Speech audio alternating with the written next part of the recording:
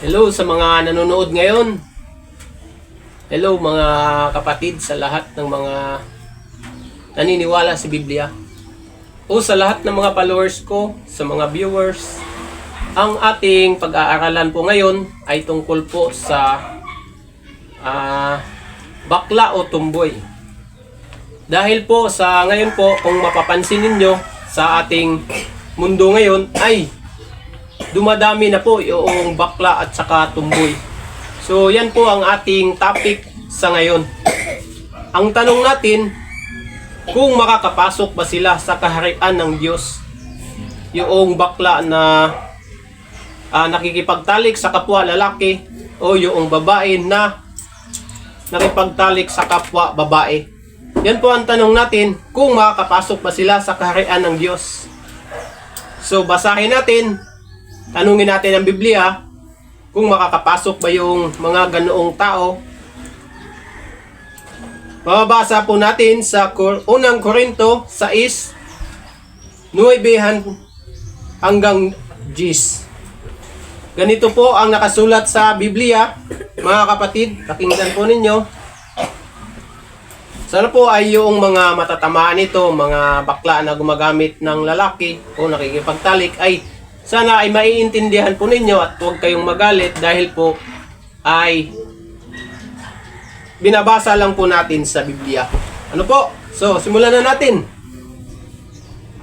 Muli po ang tanong natin kung makakapasok ba yung mga lalaki na nakipagtalik sa kapwa lalaki o yung babae na nakipagtalik sa kapwa babae.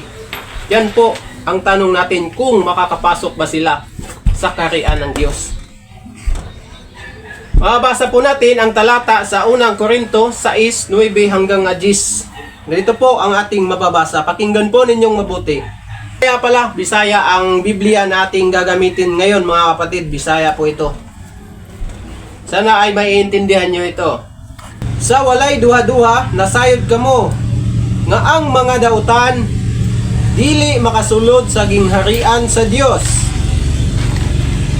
Ayaw pang limbong. Kay ang mga tao nga makighilawason o nagsimba sa mga Diyos-Diyos o mga mananapaw o nakighilawas sa isig ka lalaki o babae. Yun po ang topic natin, yung mga lalaki na nakipaghilawas sa lalaki o babae na nakipaghilawas sa babae. Sa ajis o kawatan o hakog o mga palahubog o tigbutang-butang o mga malapason sa balaod, dili makasulod sa gingharian sa Diyos. So nasagot po ang tanong natin kung sino yung hindi makakapasok sa kaharian ng Diyos. No? Sana ay malinaw po sa inyo ang tanong natin kung makakapasok ba sila sa kaharian ng Diyos, yung mga lalaki o babae na nakipagtalik sa kapwa lalaki o sa kapwa babae. Ang sagot po sa Biblia, dili makasulod sa gingharian sa Diyos. So, hindi makakapasok sa kaharian ng Diyos yung mga bakla na nakipagtalik sa kapwa lalaki o yung babae na nakipagtalik sa kapwa babae. Malinaw po ang nakasulat sa Biblia, mga kapatid, mga kababayan. Malinaw po na hindi makakapasok sa kaharian ng Diyos. So, alam ko ang marami po ay maraming mga palusot o kung ano-ano pa man dyan, no?